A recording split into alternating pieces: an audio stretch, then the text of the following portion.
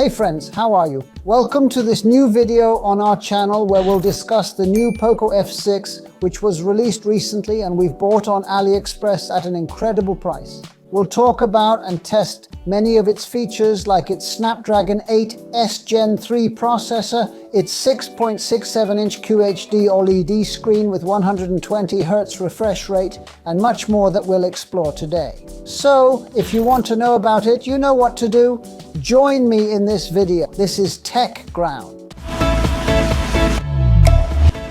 Today we're talking about POCO, a brand I'm liking more with each device I try, and I've been trying quite a few lately. Why? They offer cutting-edge tech, quality materials, responsive devices with great performance, plus they're mid-range devices with incredible pricing. Speaking of money, I bought this POCO F6 on AliExpress and saved some cash. Why? I use discount codes we'll share in the description for thousands of products across various categories. AliExpress always guarantees the best deals with free shipping, returns, and fast delivery.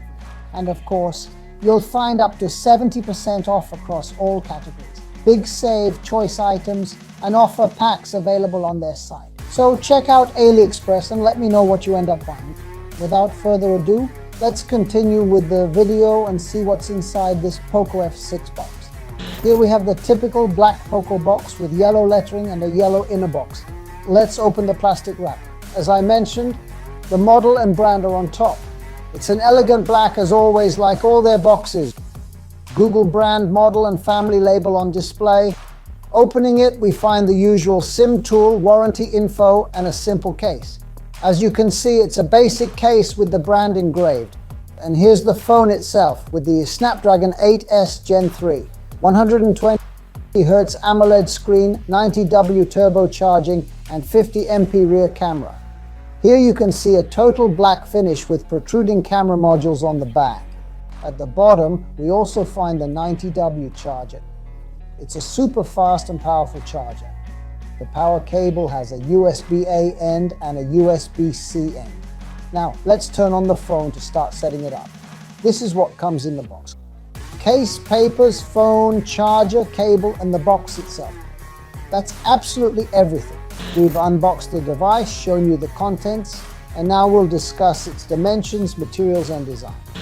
The POCO F6 measures 160.5 mm tall, 74.4 mm wide, and just 7.8 mm thick. It's not even a centimeter thick. It's finished in plastic materials, both on the back and edges in black.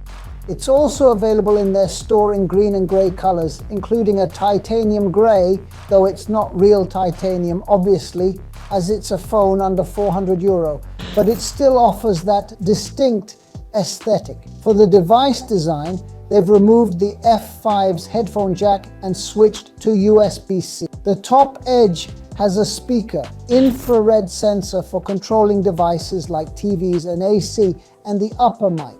The upper microphone is also there. Right side has volume buttons and the lock, unlock button.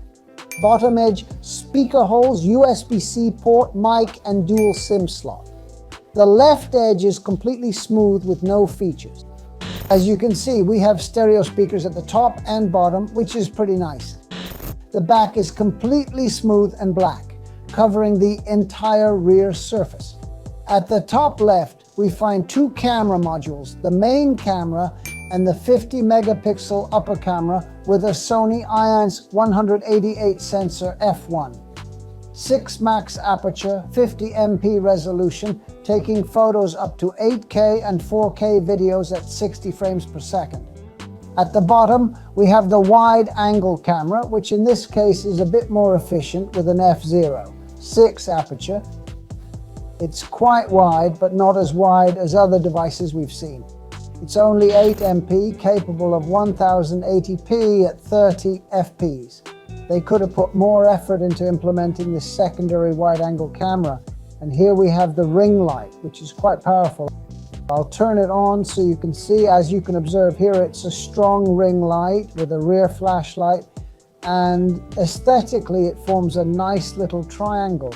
Up top right, we see the POCO logo and an engraving that says 50 megapixels or IS for the digital stabilizers used in camera movement. That's all. The black finish is quite nice and smooth. It doesn't collect fingerprints much, not as messy as other devices. That covers the materials and design. Moving on to the next point, as always, let's talk about the screen. We're looking at a 6.67-inch OLED QHD display with a maximum refresh rate of 120 Hz and a resolution of 2712 by 1220 pixels. It boasts a 20:9 aspect ratio and 446 pixels per inch, delivering stunning resolution and vivid colors. With a 5:1,000,000 contrast ratio, HDR10+, Dolby Vision, and DCI-P3 color gamut, it offers true-to-life, vibrant colors and excellent dynamic range. The deep blacks and bright whites create an impressive visual experience. It features a 12-bit panel with Gorilla Glass Victus for scratch resistance and IP64 splash protection, an upgrade from the previous model's IP. The top of the screen houses a 20MP front camera. With slimmer bezels than before, the capacitive multi-touch display responds exceptionally well in our various tests, proving highly responsive during use. As you've seen, the screen looks fantastic. With 2400 nits, it's incredibly bright. When I've used it outdoors in direct sunlight, it remains quite visible. It's not quite like the Pro model, which does have slightly more brightness and contrast in direct sunlight, but it looks absolutely stunning. The touch response rate is 480 Hz, which is incredible for a mid-range phone. Moving on to the sound, it's truly remarkable. It features high-res audio, Dolby Atmos, stereo speakers, and 4 microphones. We've done some quick tests with a song. Here's a sample recorded through my mic so you can hear how this phone sounds.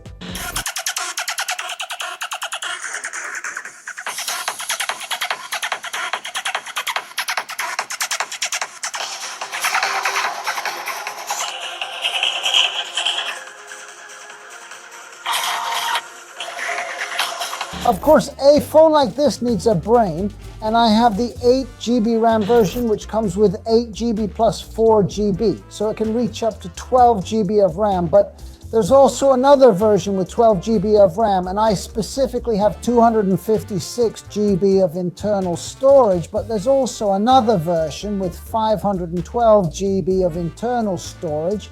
We've run performance tests as it has a Snapdragon 8 SD 3rd Gen processor with a clock speed up to 3 GHz, 8 cores and 4 nanometers between cores. All this plus Adreno 735 graphics makes for a powerful set, scoring 1,490,821 in benchmark. Not bad for a mid-range phone that runs all apps incredibly fast, and we'll show you some tests of the games I've been playing like Call of Duty, Asphalt, or Marvel fighting games to show you how quickly it responds and how smoothly it runs at high frame rates. Obviously, my camera's 50 FPS limit will be noticeable, but it performs spectacularly well on high graphics settings thanks to its Game Turbo feature, which helps squeeze more performance out of the processor. You've seen how quickly it switches between apps and how smoothly it handles video games. There's a small downside though. I've noticed it does heat up a bit, unlike other models. Specifically, I've observed that it gets a bit warmer, reaching about 11% higher temperatures than normal. While most phones stay between 33-36 degrees, this one has hit 42 degrees in terms of device temperature. It won't burn your hands, but it's noticeable when gaming. With normal apps, it's fine. As we mentioned earlier about its cameras, we'll show you some samples so you can see both day and night shots in different modes, including front and rear cameras, selfies, 50MP photos, and 4K 60 FPS video recordings. Front camera of the POCO F6, daytime conditions. I'm backlit here. I've turned around so you can see the change in lighting. The sun is quite strong. But this is 1080p at 60 frames per second on this front camera. As you can see, it stabilizes well, changing light to shade here, ISO, dynamic range and focus seem to perform quite well. This is the same front camera of the POCO F6, but now at 1080p and 30 frames per second. Here's a sample of stabilization and audio on the POCO F6 rear camera of this POCO F6 daytime conditions. Same scene as yesterday. We're in the shade here, but so you can see how it looks. This POCO F6 in daylight conditions, rear camera, POCO F6, daytime, same scene 4K at 60 frames per second. This is how the POCO F6 looks and sounds. I'll zoom in a bit now in daylight so you can see the difference from night. This is the wide-angle rear camera of the POCO F6 at 0.6x zoom 1080p at 30 fps, which is the max it allows. Let's check the focus change, see how this phone focuses. Seems to handle focus well, zooming in and out POCO F6 front camera, night conditions, arm extended. Stabilization, audio and video quality shown here moving slightly 1080p at 30 frames per second. Now the front camera at 60 frames per second, more frames, less exposure time. Rear wide angle at 0.6x, max 1080p 30 fps rear camera of this POCO F6 at 1x zoom, natural camera at 4K 60 fps. And of course, let's finish by talking about its battery. As I mentioned earlier, it comes with a 90W charger, which charged my phone quite quickly. As you can see, I've been using it, and I was left with about 15% battery at the end of a workday with it, and in just an hour, my phone was fully charged to 100%. The 5000 mAh battery won't guarantee all-day use or prevent running out of power midday with normal use, but without heavy gaming, it can last nearly 2 days. Typical for a 5000 mAh phone, which is standard in the market. For connectivity, it has NFC for contactless mobile payments, Bluetooth 5.4 and Wi-Fi 6 for stable connections, and of course 5G, which also supports dual SIM. Now, regarding components, I'll share my personal perception of what I've observed. The lack of a wide-angle camera, which was mentioned earlier, is notable. The brightness is great outdoors, but slightly limited compared to other brand devices we've tested. It lacks wireless charging, but that's expected for a mid-range phone. Overall, I've been quite impressed with this phone. Its standout feature is the incredibly good screen, along with the processor that ensures everything runs smoothly, and the fast charging that makes this phone very functional. Also worth mentioning is its lightness.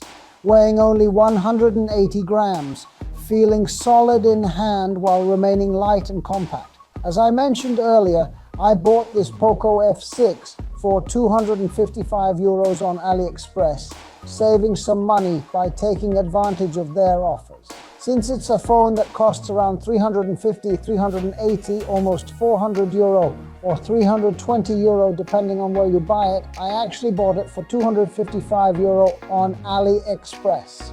As I mentioned earlier, you'll find some discount codes in the description. We'll also leave the AliExpress purchase link for this POCO F6 so you can take advantage of the offer too. You know the drill, head over there, take a look and let me know in the comments what you've bought on AliExpress and of course what you think about this phone we've reviewed today. I'd love to hear from all of you and we'll respond to your questions or opinions. As always, give this video a like if you enjoy this type of content. It really helps us continue making reviews of various products. Hit the notification bell if you haven't already to catch all our videos. And of course, if you're not subscribed yet, what are you waiting for? Hit subscribe now and we'll see you in the next episode of Tech Ground. Thanks so much for being here. See you soon.